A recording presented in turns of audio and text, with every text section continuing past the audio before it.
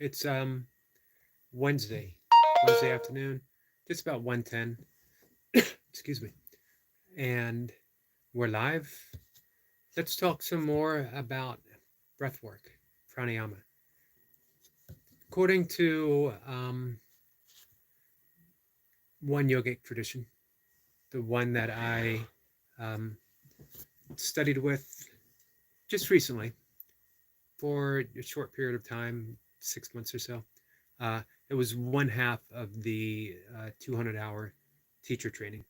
As I am not overly focused on um, teaching asanas, teaching poses, they're valuable and part of my practice, and I enjoy them a lot. I have little interest in teaching them in detail, most especially doing like a yoga class. What I want to teach, and maybe teach isn't the right word, um, demonstrate, practice, and share is a better description, is the actuality of yoga, meaning the entire path of yoga, the eightfold um, limb branches of yoga. And that, with that, the asanas are a very, very small part. They are one branch, with the most important branches, I guess, arguably, would be meditation, which is what I teach. I'm a certified meditation teacher. Sorry, my cat is here asking for attention. Um, Certified meditation teacher with the Chopra Foundation Primordial Sound Meditation. Primordial Sound Meditation is a, I could say, derivative, closely related to Transcendental Meditation. They belong in the same ocean of meditative methods. Both are Vedic mantra based, and uh, with the difference being where and how the mantras themselves are derived from. At one point, Deepak Chopra was very high up in the um, transcendental, transcendental meditation movement program, and for various reasons, he left.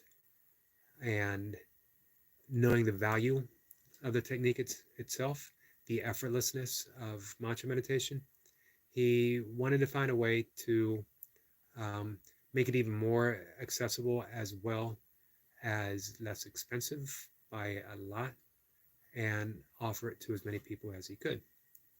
And he did. And I started practicing in the 90s and um, became a certified teacher several years ago. Absolutely love it. It's been the mainstay of my practice.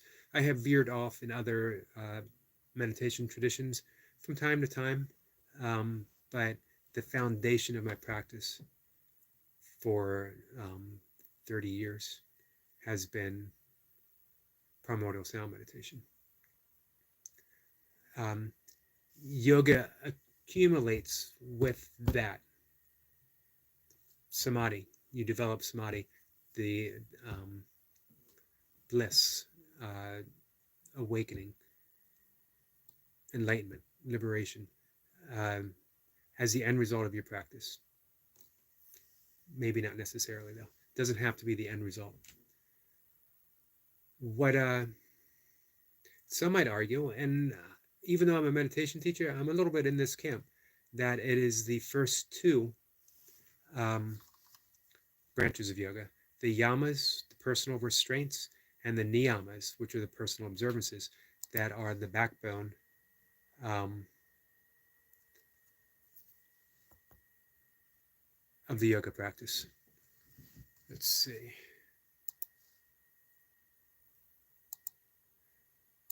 I'm just looking something up. I also got to send a message.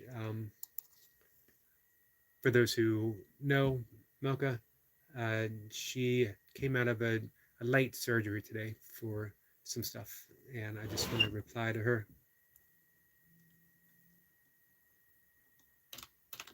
real quick. She sent a message.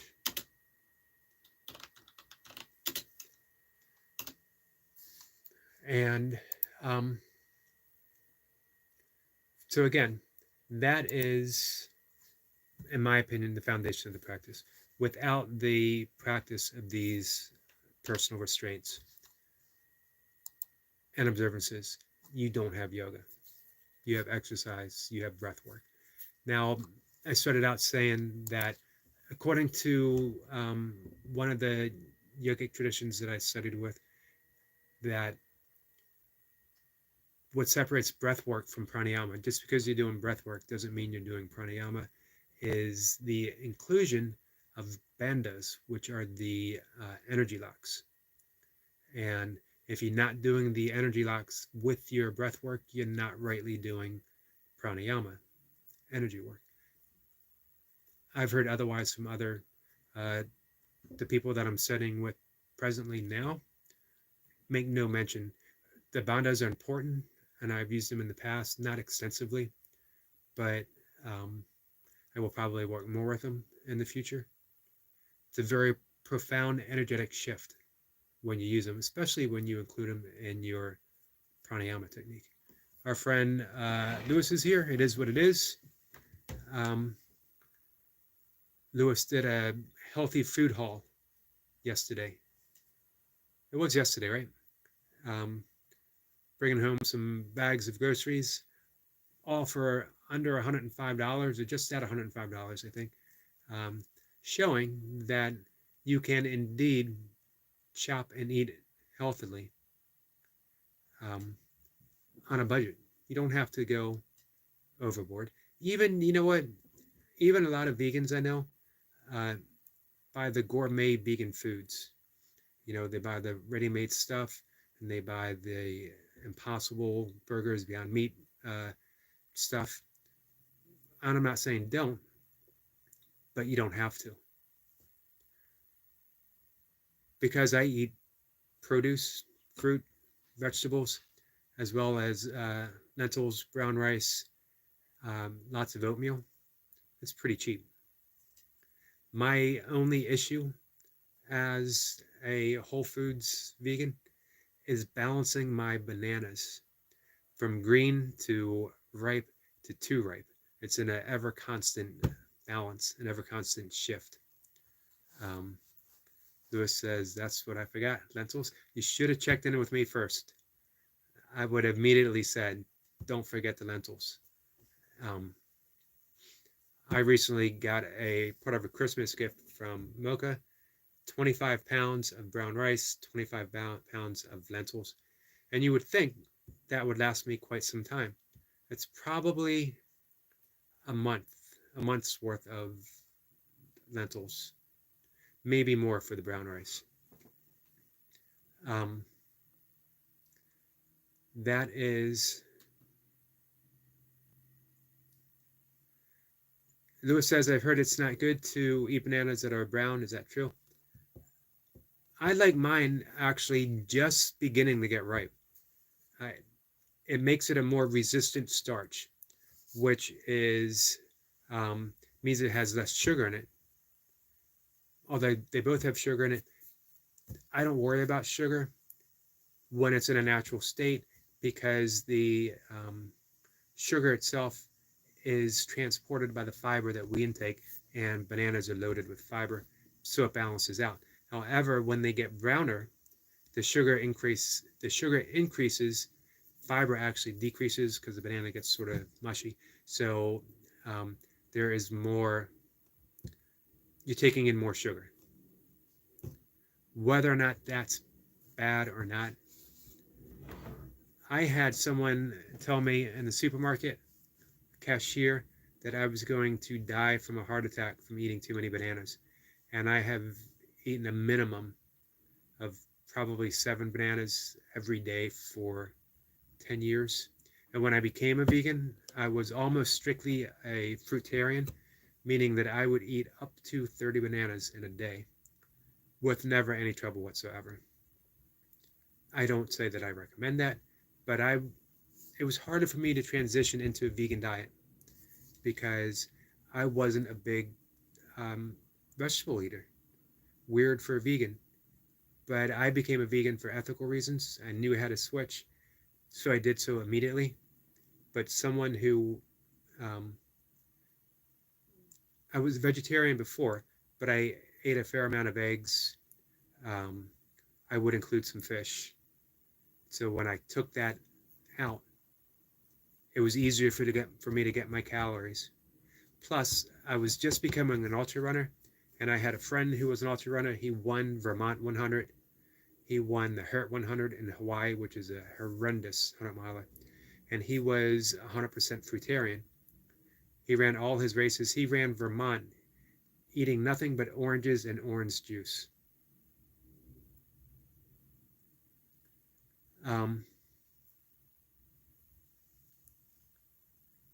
Lewis says I should go live while I shop. That would actually be interesting.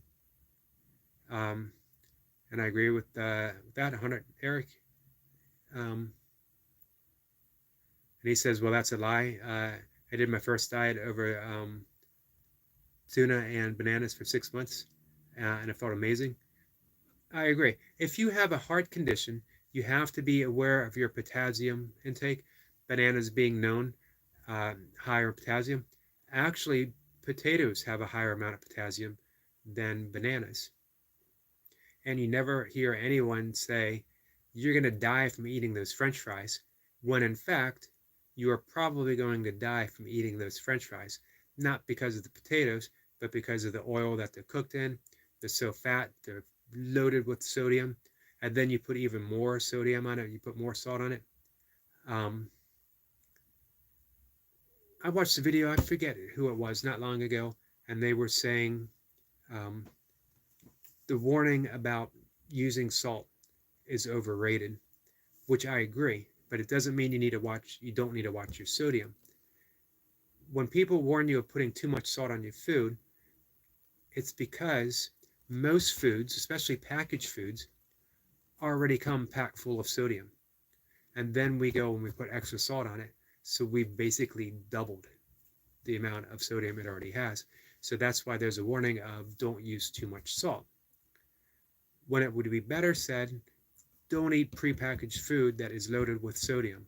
And then use salt for your taste. How much do you need? Of course, right now, most of us, I don't want to say we're all, I'm not, addicted to sodium, as well as nitrates and other preservatives that are put in food. We don't taste real food. If you buy lunch meat, you're not eating real food. You're eating nitrates, preservatives, all kinds of stuff. But you're not eating real, honest to goodness food. And if you did, you might not like it. You would, there's a reason why people put steak sauce on steak or load it with salt or barbecue or other stuff.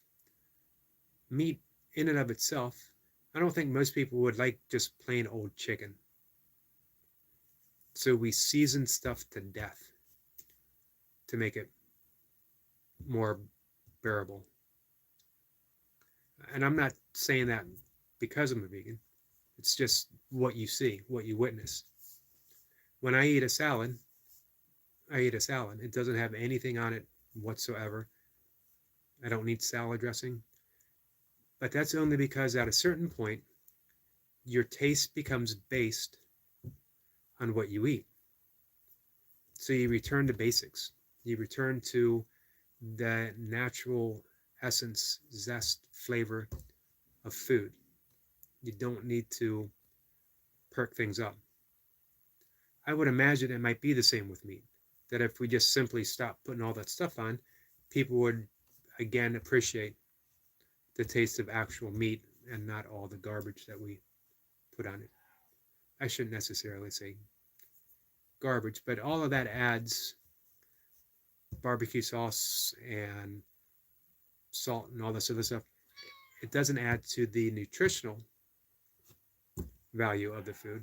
It only adds to the taste of the food. I've been accused of putting taste secondary and eating for the sake of fueling my body, which I don't necessarily agree with. It might appear that way, but I enjoy everything I eat.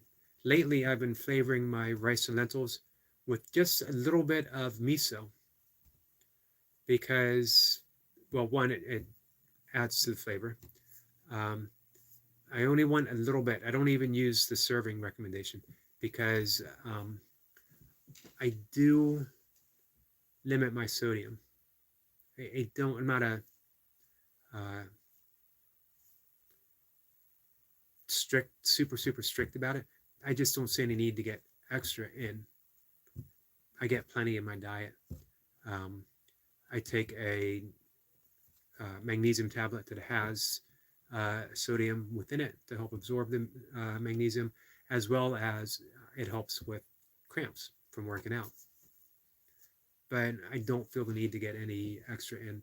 So miso is fairly high. 1 tablespoon will give you, I think, 60% of the uh, RDA of sodium, which just seems to me, I don't want to get 60% of anything in one thing, in 1 tablespoon. So I use very little. It's really good. Changes the texture and the taste of the food. But most importantly, it's a fermented food. So I'm getting that fermentation, which is my one and only New Year's resolution, is to feed my biodome, my gut microbes. Um, as goes the gut, so's the health. Always important to consider. You're as healthy as your gut is healthy. Although a yogic maxim is that you are as young as your spine. You keep your spine in good condition and you will be healthy, at least mobile and strong, for as long as you live. And I'm saying that as I'm suffering a slightly injured back. Um, Lewis says he would eat 12 to 15 bananas a day. I was for a long time, but I've just sort of reduced my fruit. As I'm running less, I'm taking in less fruit, and I'm adding more protein. To answer your question of how many grams of protein, I don't know 100%. I really stopped counting. When I was lifting heavy and I was over 200 pounds, I would take over 200 grams of protein a day. When my dad was diagnosed with kidney disease, the doctor, he was already, I believe, in his early 80s, and the doctor said, don't worry about it. You're not going to die from kidney disease. And if you change your diet, you watch what you eat, you watch your protein intake, it won't progress from here. And that most people, if they live long enough, will all experience some type of kidney disease because of the excess protein that we take in, which was scary for me to hear because I don't want any kind of kidney disease. And here I was packing in 200 plus grams of protein a day for ever, decades, because I gained an interest in bodybuilding when I was 12 years old. And one of the first things you read is protein, protein, protein, protein. I probably get maybe 100 grams of protein a day, maybe less.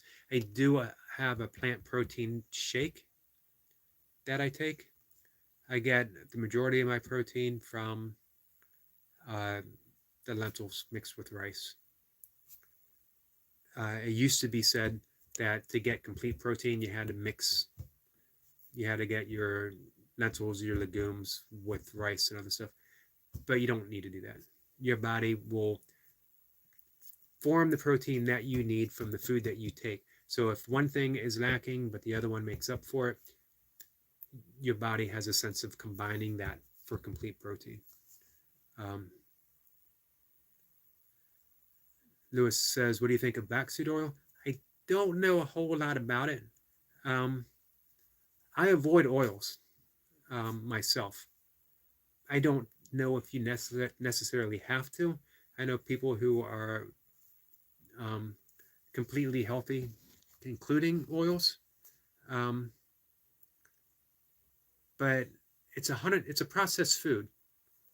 I'd rather get my fat from the food that I eat. So I'd rather get it from nuts. I have walnuts in my oatmeal, and then I have one Brazil nut a day. One Brazil nut is all you need for your selenium intake. as well as it's a natural booster of testosterone.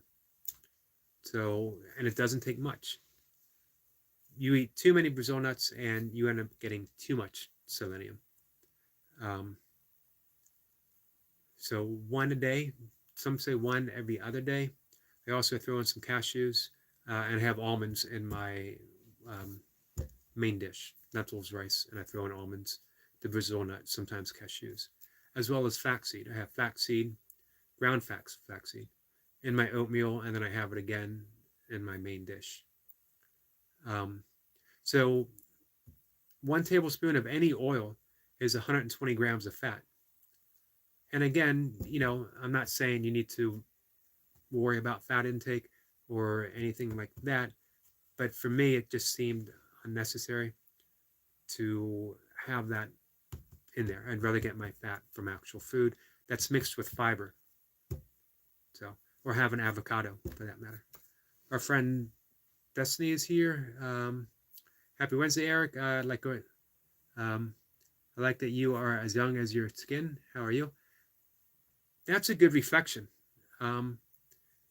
because when I was a manager in a vitamin store, the vitamin shop, we had a sales rep for it might have been Burt's Bees. It was from a skincare company, and they had us as a demonstration of how important it is to be careful what you put on your skin.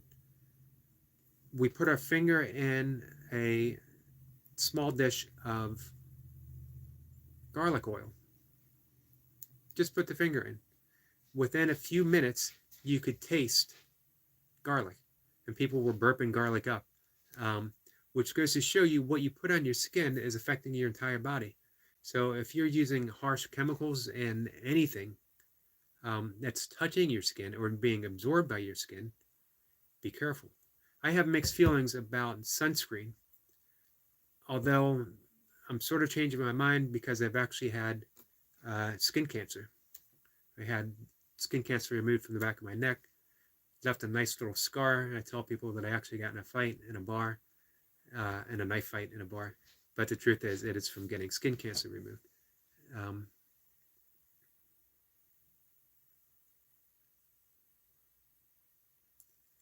Let's see, Destiny says, Eric, which walnuts are the best, the black walnuts or the English walnuts? I don't rightly know. I haven't considered it, to be honest. I buy walnuts, usually the least expensive walnuts. My guess, I'm going to say my guess is black walnut, because I think it seems to me, and I could be off on this, that things that are identified by their color generally have a healthier profile than otherwise. And that black probably contains more oil, more fat within it, the healthier fat. It's the thing with fat. When people say avoid fat or avoid this or avoid that, avoid sugar, you don't need to worry about it when it comes in food shape, when it comes in the food. Don't worry about how much fat you're getting from nuts when you're eating the nut, because the fat is slowed through your system by the fiber that you're intaking. Now, of course, there's exceptions with that.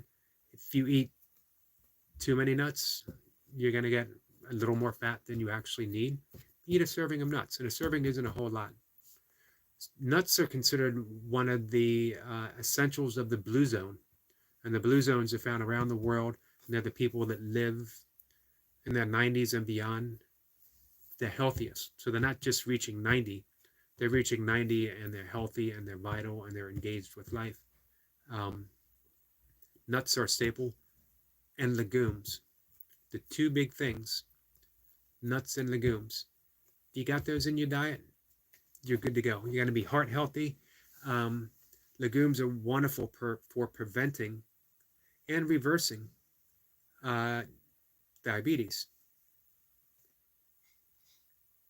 Some people might say if you have a half a cup of legumes a day, um, and of course you watch the other factors, that you will be free from concern and worry. The same with the Framingham Institute in Vermont. I think maybe it's Massachusetts. They've discovered if you keep your cholesterol under 150, you're bulletproof. You're going to be less inclined to heart disease, cancer, and diabetes. That cholesterol is a wonderful indication of your overall health, because if you're eating too much fat, your cholesterol goes up. If you're eating too much sugar, your cholesterol might go up, or your blood sugar might go up. So these are all indications of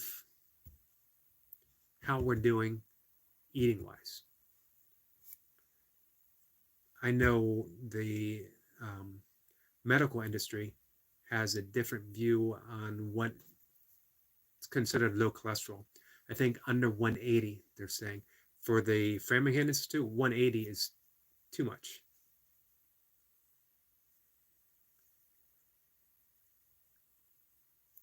Let's see. Destiny says there are both healthy and bad fats. I think everything has an opposite side, a reverse side. This is true. And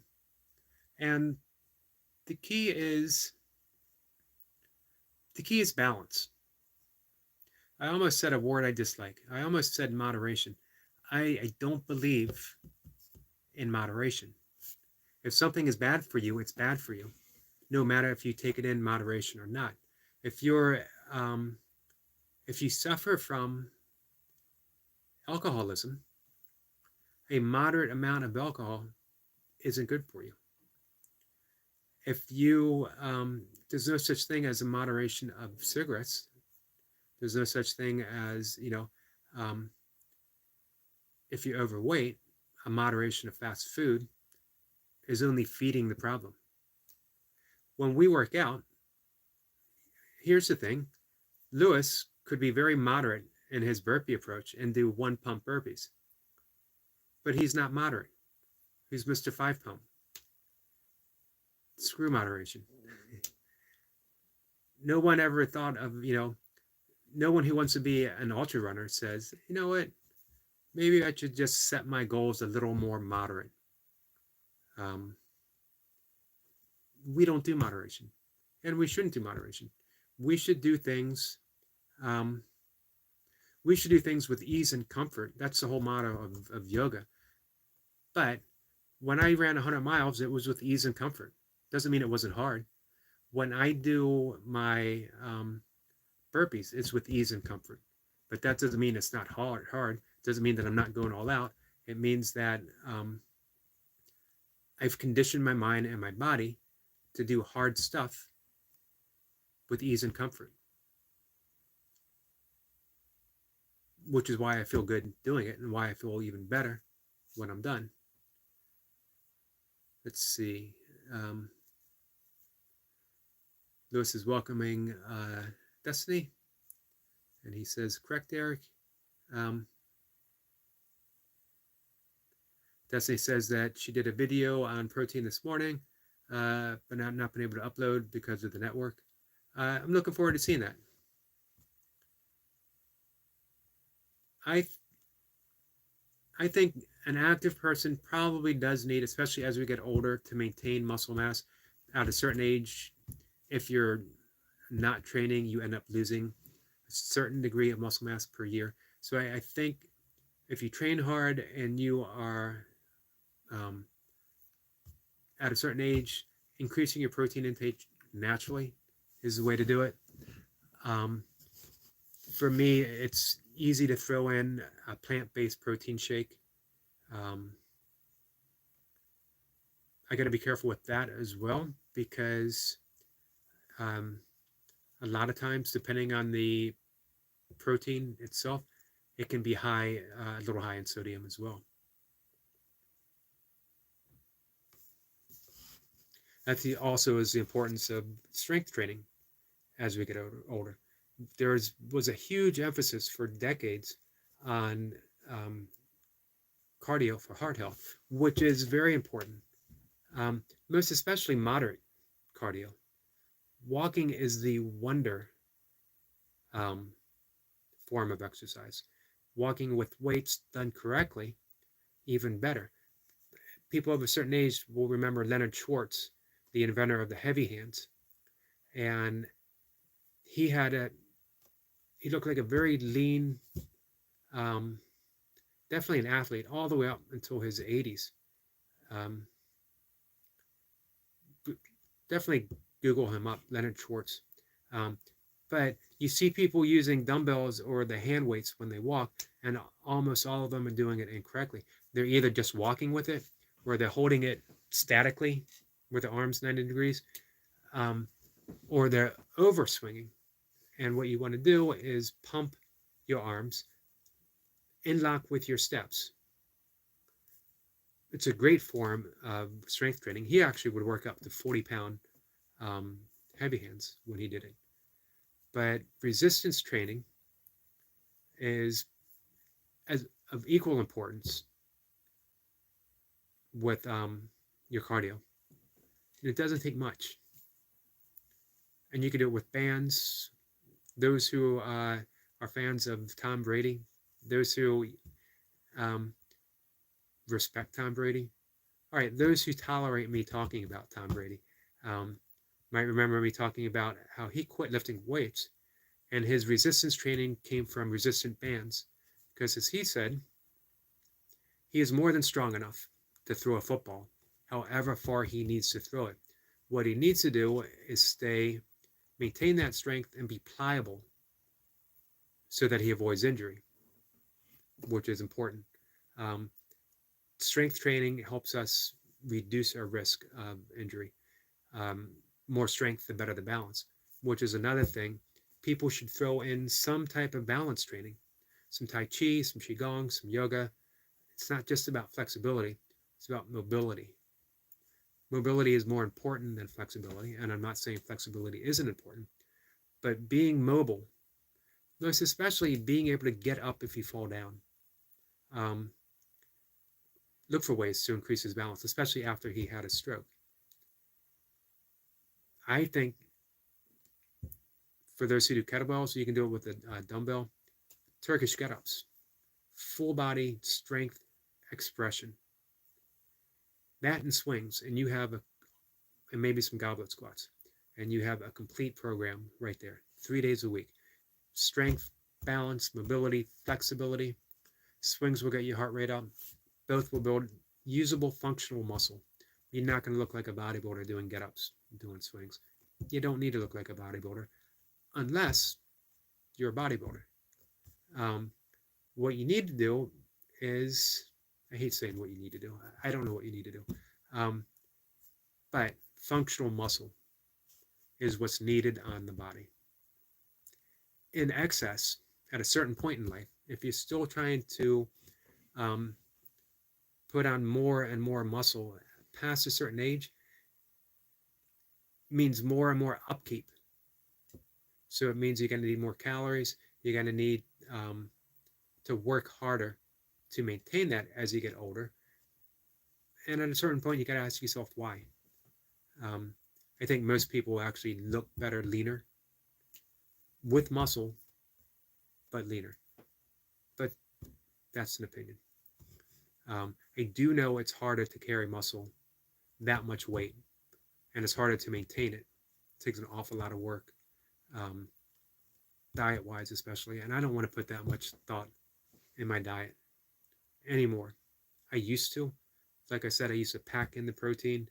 I used to have that. I had to eat every 2 hours while I was awake. Just got too much. I was happy to make that switch out of bodybuilding and into just training, having fun, doing the things that I like to do. If I felt like shifting my workout entirely and becoming an ultra runner, I did. If I wanted to be a kettlebell lifter, I was. Here's the thing. Your body's a gift, and you can do wonderful things with your body. So allow it to express itself. Don't become a mental slave to any one thing, thinking that you have to. Um, I don't know if I will do exclusively burpees forever. Probably not. Not because I don't like them. Something else will tug at my imagination. It always had. I went from bodybuilding to powerlifting to Olympic lifting to kettlebell sport training to ultra running, and then mostly body weight stuff.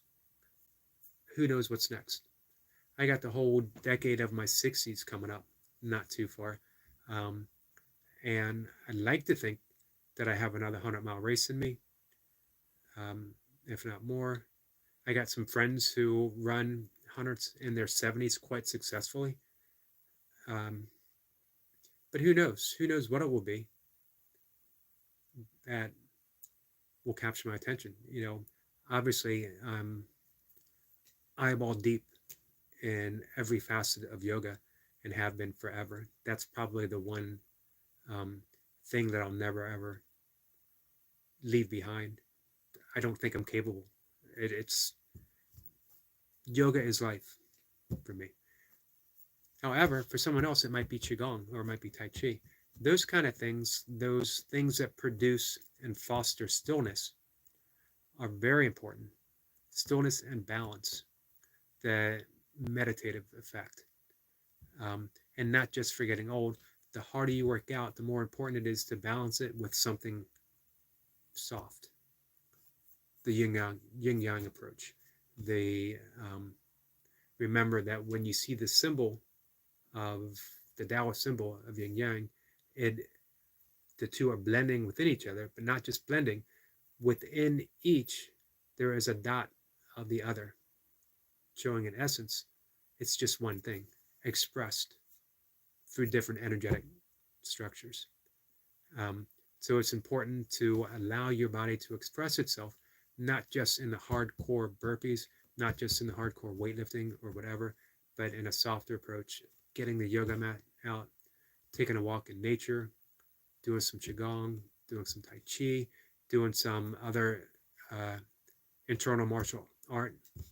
I know hybrid gym very much into for a long time kung fu training, which he has carried over a lot of the work on his own, blending in. He has some of the most beautiful training montages because he blends all that stuff together so perfectly, so seamlessly. So, all right, guys, I'm coming up on 40 minutes. I've been talking a lot, so I'm going to end it. And actually, the talk became more about diet than I had anticipated. I was going to talk more about breath work, but I'm always happy to talk about diet, especially with people like Destiny, who is so knowledgeable, and people like Lewis, who's making that shift now back into his stricter diet, and again did that big food haul. I'm looking forward to if you put that out, if you put a video of you shopping, that would be pretty cool. And I'm looking forward to Destiny's protein video coming up. So, with that, guys, I will see you tomorrow for burpees. I don't know what's on the burpee menu tomorrow. I made a shift this morning. I was just going to do a short set, getting in my 100 push-ups through burpees. I decided to do a 20-minute set with Navy SEALs, and I'm glad I did. I actually needed that. Destiny says, thanks for sharing the knowledge of diet. I always appreciate my time spent here. Thank you. I very much appreciate hearing that. And Lewis says, blessings to all. And I agree. Blessings to you all as well. And I'll see you tomorrow. Take care, guys.